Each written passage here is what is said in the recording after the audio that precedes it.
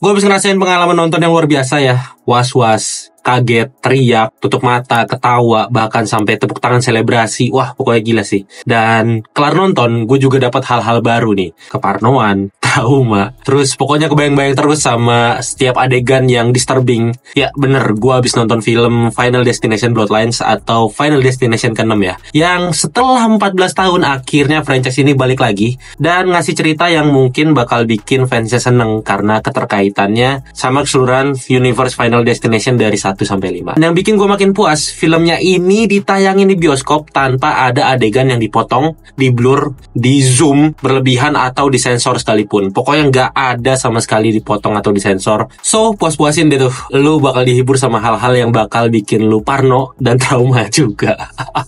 Dan di video kali ini gue punya saran tambahan yang bisa lo lakuin sebelum nonton film ini biar pengalaman dan sensasinya itu bakal beda dan makin tambah puas lagi. Oke, langsung aja kita bahas ya. Final Destination Bloodlines nyeritain soal Stephanie yang masa kuliahnya ini jadi berantakan gara-gara setiap hari dia diteror sama mimpi buruk soal tragedi di sebuah acara peresmian restoran di atas tower gitu ya, yang namanya Skyview. Anehnya, kejadian yang ada di dalam mimpinya itu dilihat dari sudut pandang perspektif atau POV-nya seorang perempuan bernama Iris, yang dimana Iris ini adalah neneknya Stephanie yang udah lama dianggap menghilang sama keluarganya. Jadilah si Stephanie ini pulang ke keluarganya buat nyari tahu apa yang terjadi sama Iris, neneknya ini ya. Sampai akhirnya dia nyadar kalau selama ini maut udah lama ngincer Iris. Dan kali ini gak cuma Iris, tapi juga orang-orang yang seharusnya gak pernah ada atau terlahir ya. Yaitu garis keturunannya atau keluarganya si Iris ini, anaknya dan cucunya, alias bloodlines-nya si Iris. Boom, title dropping. Oke, gue mulai bahas dari tragedi-tragedinya aja atau kematian-kematiannya ya. Mulai dari premonition atau yang ada di pembukanya biasanya ya, sampai ke satu persatu kematiannya. Tragedi pembukanya atau premonitionnya ini menurut gua bagus banget dan bisa jadi salah satu yang terbaik gitu di antara 6 film Final Destination secara keseluruhan. Jadi mulai dari dialog-dialognya, pertanda-pertanda kecil yang bikin gelisah, terus ada plot device dalam bentuk koin gitu yang bakal penting banget di sepanjang film. Terus bahkan sampai ada karakter yang super nyebelin banget yang bikin kita kayak, kapan sih lu buat gitu. Terus gak itu doang, ada juga soundtrack yang lagunya ini diputerin kayak misalnya lagi di setel sama karakter yang ada di sekitar kejadiannya gitu. Jadi bukan diputerin di over filmnya gitu ya. Tapi magisnya liriknya ini bisa berhubungan secara tragis sama tragedi yang lagi kejadian. Dan BTW, ngomong-ngomong soal soundtrack, ada beberapa lagu juga di beberapa tragedi lainnya ya. Dan jadi salah satu treatment yang gue suka banget nih dari film ini, karena ngasih sensasi yang saking ironisnya sampai bikin kita ketawa ngakak. Balik lagi ke adegan premonitionnya tadi ya. Semua yang tadi gue sebutin itu bisa jadi sangat-sangat terasa bagus karena permainan timingnya yang on point banget. Kayak misalnya, wah anjir ini kok dia masih hidup, terus tiba-tiba duar, akhirnya gitu. Pokoknya kayak gitu deh.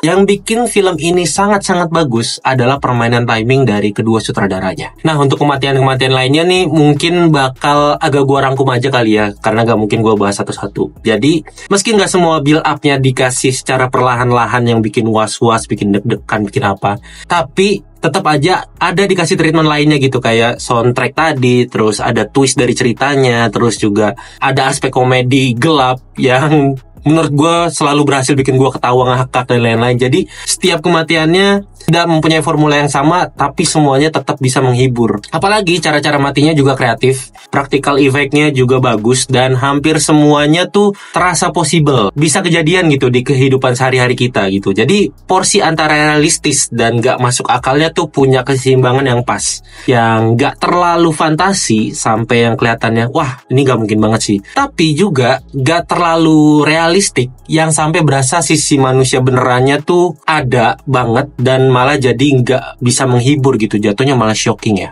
Gue jelasin pakai contoh deh ya. Nih contohnya aja nih yang kayak kematian yang gimnastik di Final Destination 5 yang ditampilin badannya tuh ketekuk sampai tulang-tulangnya keluar-keluar gitu. Nah ini tuh ngasih efek yang anjir kok bisa sampai gitu ya. Dan ada rasa terhibur ya karena ada ketidakmungkinan di situ. Jadi kayak ada elemen fantasi di situ. Nah, beda lagi kalau misalnya pendekatannya tuh realistik. Itu gue yakin ya, kita pun kebayangnya gak mungkin sih sampai berlebihan tulangnya keluar-keluar gitu, ya kan? Tapi kalau dibayangin secara realistik, sensasinya tuh bakal kasih efek yang lebih horor, shocking. Karena berasa kayak itu tuh manusia beneran, dan kemungkinan jatuhnya kita nggak akan ngerasa terhibur, malah jadi mual, pengen apa gitu dan lain-lain. Dan itu yang gue maksud tadi, porsi fantasi dan realistiknya tuh seimbang. Jadi mudah-mudahan lu nangkep ya maksud gue.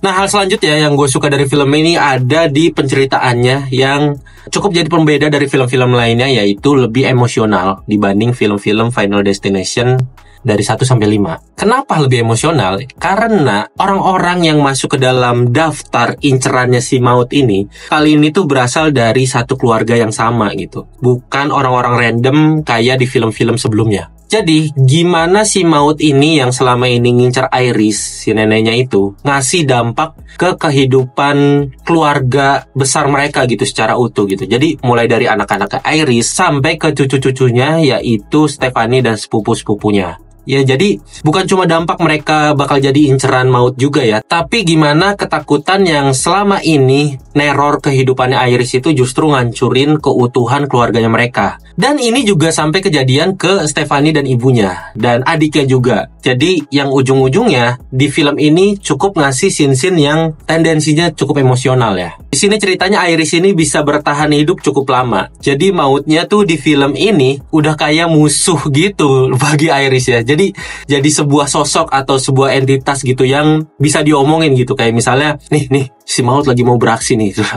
Nih si maut lagi mau ngelakuin sesuatu nih. Atau, mampus lu pikir gue lengah, gue gak bakal lengah, gitu-gitu dan lain-lain. Bahkan si Iris ini sampai bikin buku yang menurut gue sangat signifikan banget buat keseluruhan franchise Final Destination.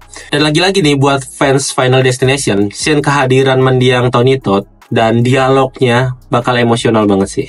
Itu bahkan dia ngomongin soal kematian dan lain-lain, yang dimana sebelum film ini tayang dia juga akhirnya meninggal juga karena kanker ya. Dan untuk teknisnya ini terlihat banget kalau kedua sutradara yang ngegarap film ini tuh beneran cinta atau mengerti gitu gimana seharusnya Final Destination tuh bekerja.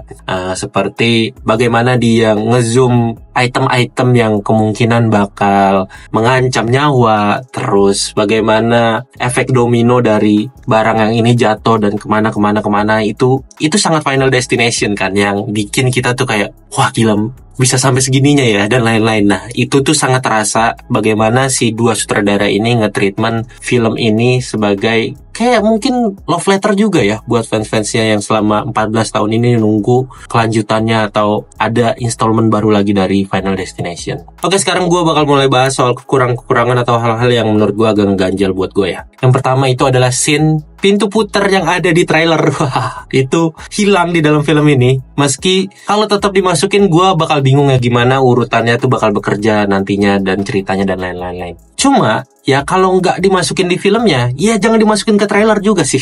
Ini tuh bikin keributan baru soalnya. Kayak gue nge-post reaction gue nonton ini dan komen-komennya banyak yang protes soal scene itu di take out gitu. Itu kurang menyenangkan juga sih menurut gue ya. Karena jadinya mau gak mau kita yang nonton bakal wondering gitu, bakal ngebayangin atau ngebandingin. Ini kalau si ibunya tetap pakai scene yang pintu putar itu, bakal better gak sih? Bakal lebih baik gak sih dari scene yang akhirnya jadi final cut di filmnya? Karena gue pribadi pas scene itu mulai muncul kayak, wah ini dia nih di pintu putar ini. Dan gak tau yang gak ada apa-apa. Wah. Terus poin kedua yang gue kurang suka dari film ini adalah keluarga Stephanie. Stephanie ini sama sekali gak punya kemiripan ke ibunya dan bapaknya. Ada scene dimana pas pertama kali si Stephanie ketemu Iris, si Irisnya komentar, wah ada wajah ibu lu di muka lu. Terus pas akhirnya ibunya muncul, mana?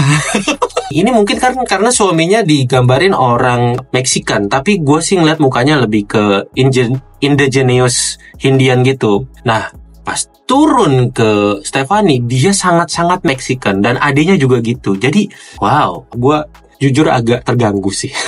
Poin terakhir yang kurang buat gue itu adalah penyebab kematian terakhirnya yang terlalu menurut gue terlalu berlebihan sih ya. Apalagi itu manfaatin plot device yang sengaja ditanam dari awal. Dan disinilah aspek realistik dan fantasinya sangat jomplang. Ini terlalu fantasi sih. Udah sih ya, itu aja. Overall menurut gua, film yang bisa dibilang punya formula unik yang terkhusus buat franchise sendiri kayak Final Destination gini tuh kayaknya kurang enak ya buat dibahas untuk kritik apa-apa yang bagus dan apa-apa nggak bagus ya gitu. Tapi lebih ke experience nontonnya gitu, yang ngasih sensasi-sensasi apa aja ke masing-masing penontonnya. Jadi ini sangat experience based banget sih. Dan dari penilaian pribadi gua, menurut gua film ini sangat-sangat seru dan memuaskan. Kayaknya potensi buat dijadiin lagi ke film-film selanjutnya jadi terbuka lebar nih gara-gara film Bloodlines ini. Ya memang kayaknya Gen Z bakal suka sih, dan wajar aja kalau ini nanti bakal di milking lagi untuk franchise-franchise selanjutnya. Dan menurut gua nggak apa-apa banget karena Final Destination memang layak ya buat dinikmatin berbagai generasi dari generasi dan generasinya. Ya sesuai sama judulnya lah ya, Bloodlines, garis keturunan. Jadi